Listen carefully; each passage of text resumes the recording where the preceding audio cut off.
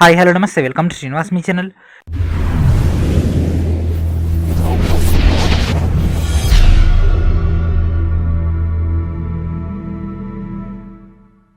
ఈరోజు వీడియోలో మనం రైల్వే ఎగ్జామ్స్ యొక్క ప్రిపరేషన్లో భాగంగా జనరల్ అవేర్నెస్లోని famous terrorist groups in the world, ఓకేనా. సో ప్రపంచంలో ఉన్నటువంటి ప్రముఖమైనటువంటి ఉగ్రవాద సంస్థల గురించినటువంటి మెయిన్ డేటాను డిస్కస్ చేద్దాం. Let's get into our video. So general అవేర్నెస్లో మనకి ఒక టాపిక్ అనేది ఇన్బిల్ట్ లేదు, కాకపోతే ప్రజెంట్ కరెంట్ అఫైర్స్ బేస్ పైన మనకి ఒక క్వశ్చన్ వచ్చే అవకాశం ఉంటుంది. కాబట్టి దీంట్లో ఉన్నటువంటి కీలకమైనటువంటి పాయింట్స్ అన్ని కూడా డీటెయిల్గా డిస్కస్ చేద్దాం. మీ యొక్క వీడియోని డీటెయిల్గా చివరి వరకు చూడండి. అండ్ అదేవిధంగా రైల్వే ఎగ్జామ్లో ఖచ్చితంగా ఈ యొక్క క్వశ్చన్ అనేది మనకు రాబోతుంది. సో అసలు ఈ యొక్క టాపిక్ ఎందుకు తీసుకున్నామంటే ప్రజెంట్ మనకి ఒక ఆఫ్ఘనిస్తాన్లో తాలిబాన్లు అటాక్ చేయడం జరిగింది. అండ్ అదేవిధంగా ఆగస్టు 15వ తారీఖు రోజు ఆఫ్ఘనిస్తాన్ రాజధాని అయినటువంటి కాబూల్ని ఆక్రమించుకోవడం జరిగింది.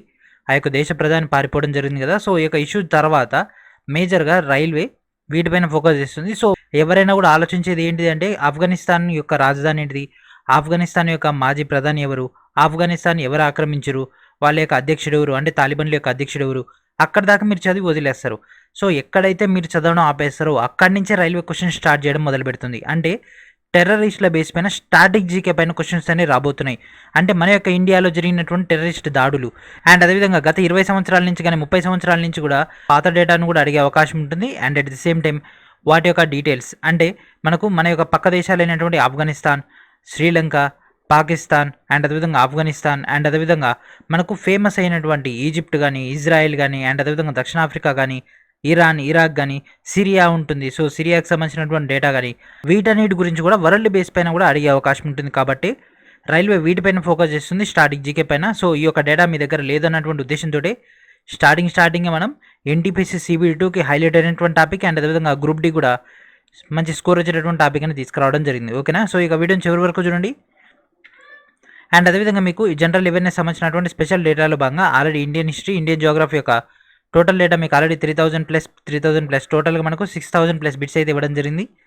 వీటన్నిటిని కూడా రెగ్యులర్గా ప్రిపేర్ అవుతుండండి. ఎందుకంటే జనరల్ అవేర్నెస్ ఇన్ ఎన్టీపీసీ CBD2లో మనకు మోస్ట్ ఆఫ్ ద డేటా మనకి అట్లీస్ట్ 10 మార్క్స్ అనేది ఈ యొక్క 2 బుక్స్ నుంచే రాబోతున్నాయి, ఓకేనా. సో దీంట్లో మీకు ఏన్షియన్, మిడివల్, మోడర్న్ అండ్ అదేవిధంగా వరల్డ్ హిస్టరీ అండ్ అదేవిధంగా వరల్డ్ అండ్ అదేవిధంగా ఇండియన్ జియోగ్రఫీ టోటల్ డేటా మీకు ఇక్కడ కవర్ అయి ఉంటుంది. కాబట్టి వాటన్నిటిని కూడా ప్రాపర్గా యూటిలైజ్ చేసుకోండి. ఎందుకంటే 1000కి పైగా ప్రీవియస్ ఇయర్ క్వశ్చన్స్ నుంచి కలెక్ట్ చేసినటువంటి డేటా ఇది.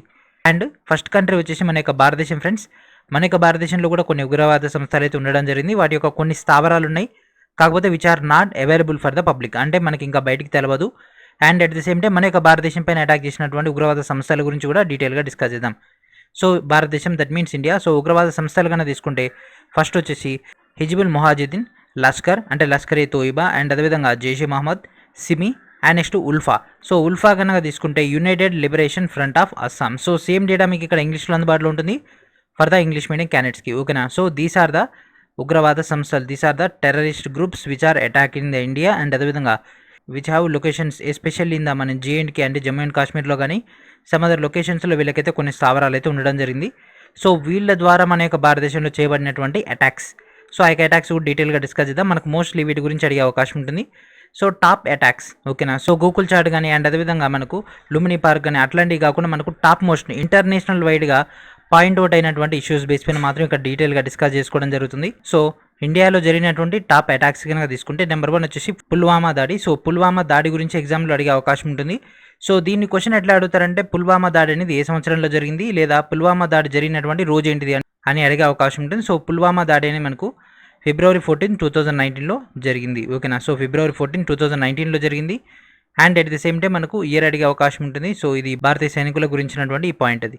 అండ్ నెక్స్ట్ ఉరి అటాక్ అనేది 2016లో జరిగింది. సో డేట్ కనుక తీసుకుంటే 18 సెప్టెంబర్ 2016. ఇది ఓన్లీ మీకు బ్రీఫ్ డేటా అండ్ అదేవిధంగా స్ట్రాటజీకి పాయింట్ ఆఫ్ వ్యూ డిస్కస్ చేసుకుంటున్నాం. ఈచ్ అండ్ ఎవ్రీ పాయింట్ కూడా మనం ఇండివిజువల్గా డిస్కస్ చేసుకోవచ్చు, కాకపోతే వీడియో లెంత్ అనేది 1 అవర్ దాకా అయిపోతుంది.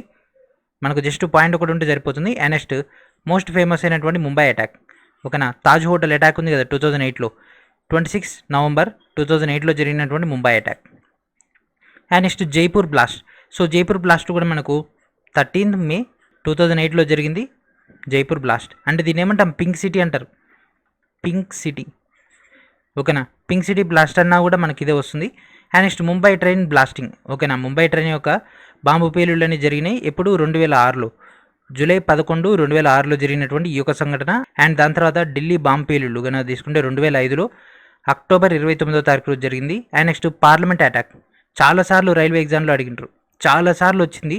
2001లో పార్లమెంట్, మనకి ఈసారి ఎన్టీపీసీలో కూడా అడిగింది ఇదే క్వశ్చన్, జేఈలో వచ్చింది. And at the same time last time group డీలో అడిగిండు. అండ్ అంతకుముందు జరిగినటువంటి ఎన్టీపీసీలో కూడా ఒకసారి ఈ యొక్క క్వశ్చన్ అయితే రేజ్ చేయడం జరిగింది. అంత వాల్యుబుల్ ఇంపార్టెంట్ ఈ యొక్క పార్లమెంట్ ఇష్యూ అనేది.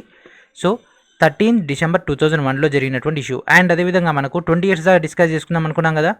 సో బాంబే బ్లాస్ట్ కన్నా తీసుకుంటే 1993, 12th March 1993లో. So these are the top 8 అయినటువంటి అటాక్స్ ఇన్ ఇండియా. ఓకేనా, వీటన్నిటి గురించినటువంటి డీటెయిల్ డేటా ఆల్రెడీ మీకు ఇచ్చినటువంటి థియరీలో అందుబాటులో ఉంటుంది, అక్కడ నుంచి మీరు గ్యాదర్ చేసుకోవచ్చు. ఓకేనా.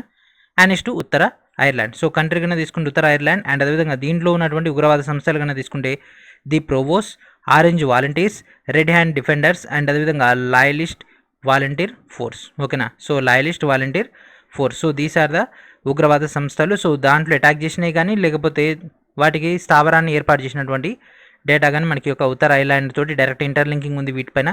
కాబట్టి ఎగ్జామ్లో ఏమని అడిగే అవకాశం ఉంటుందంటే ఈ కింది వాటిలో ఏది ఉత్తర ఐర్లాండ్లో లేదు, లేకపోతే ఈ కింది వాటిలో ఏ ఉగ్రవాద సంస్థ అనేది ఉత్తర ఐర్లాండ్లో సంబంధించి ఉంటుంది అంటే మనకి ఎగ్జామ్ జరిగే టయానికి ఒక 1 yearలో కానీ 1.5 yearలో కానీ ఉత్తర ఐర్లాండ్ ఏదైనా ఇష్యూ జరిగిందనుకోండి, వీటి బేస్ పైన మనకైతే ఫోకస్ చేస్తారు. అంటే మేజర్గా మనకు సిరియా బేస్ పైన, ఇజ్రాయిల్ బేస్ పైన, పాకిస్తాన్ బేస్ పైన మనకి ఎక్కువ క్వశ్చన్స్ అయితే వస్తాయి.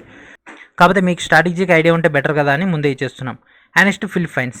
సో ఫిలిప్పైన్స్ కనుక తీసుకుంటే సో దీంట్లో ఉన్నటువంటి ఉగ్రవాద సంస్థలు New People's Army, Abu Sayyaf group, Alex Boncayao Brigade. ఓకేనా, so Alex Boncayao Brigade. So these are the Philippines related అయినటువంటి ఉగ్రవాద సంస్థలు. ఓకేనా, so these are the persons and వాటికి సంబంధించినటువంటి డీటెయిల్స్.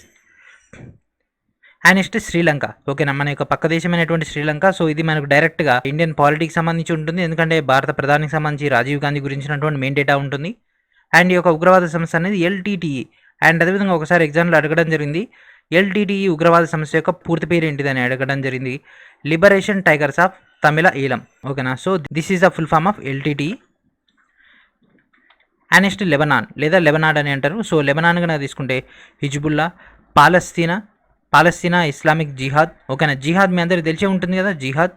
అండ్ అదేవిధంగా Popular Front for the Liberation of Palestine, Abu Nidal Organisation. So these are the ఉగ్రవాద సంస్థలు డైరెక్ట్గా రిలేటెడ్ టు ద లెబనాన్. ఓకేనా, సో వాటి యొక్క ఇంగ్లీష్ వర్షన్స్ మీకు ఇక్కడ అందుబాటులో ఉన్నాయి.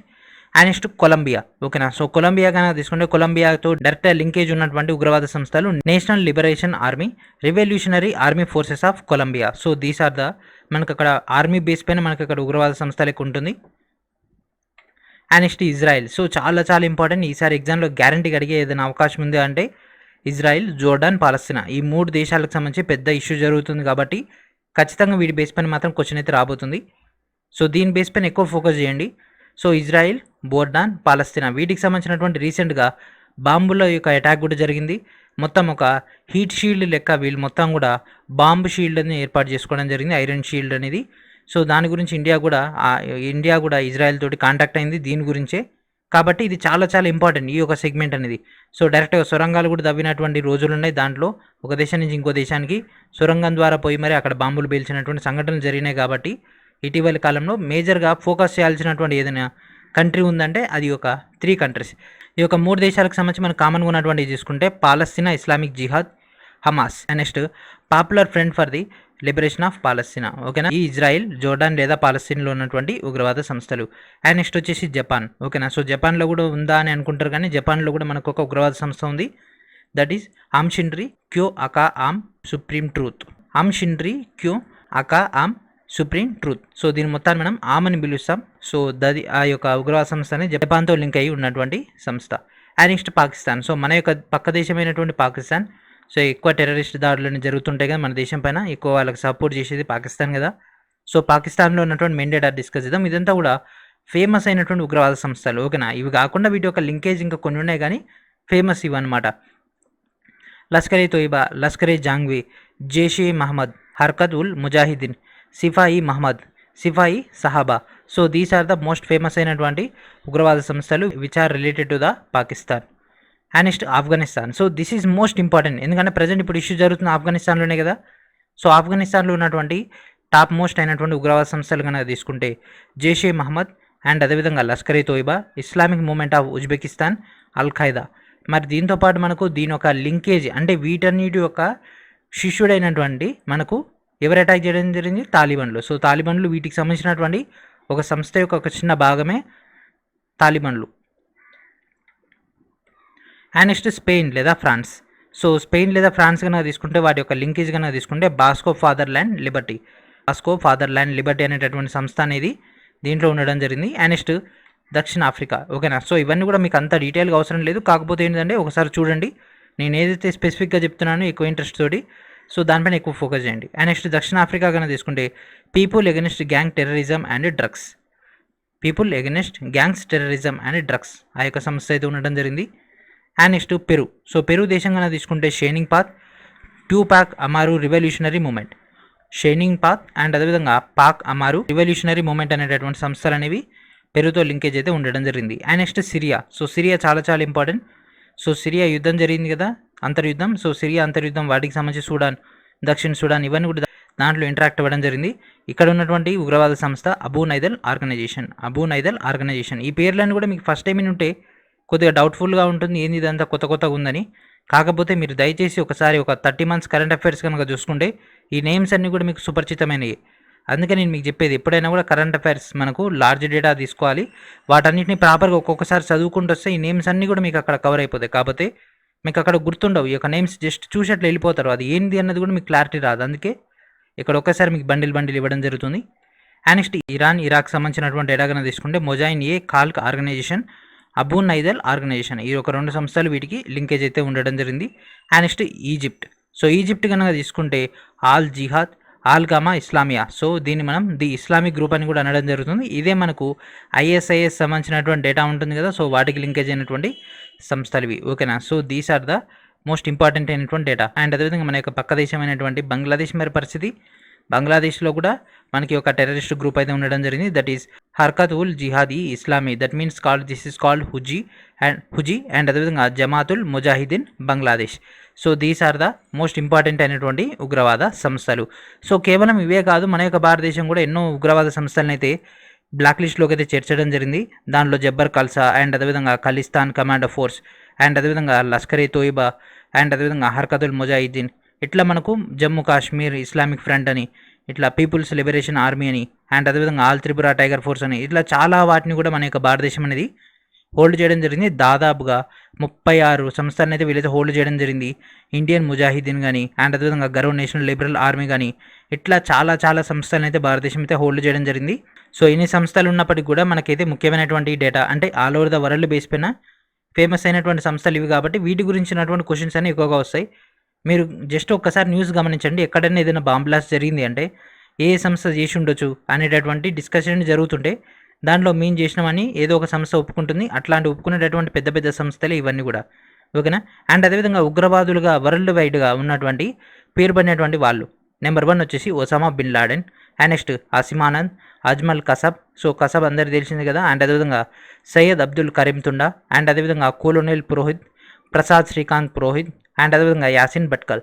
సో వీళ్ళందరూ కూడా జెంట్స్. అండ్ అదేవిధంగా లేడీస్ కన్నా తీసుకుంటే Pragya Singh Thakur, Phoolan Devi, Dhanu, Patricia Hearst and అదేవిధంగా Ulrike Meinhof. So these are the candidates.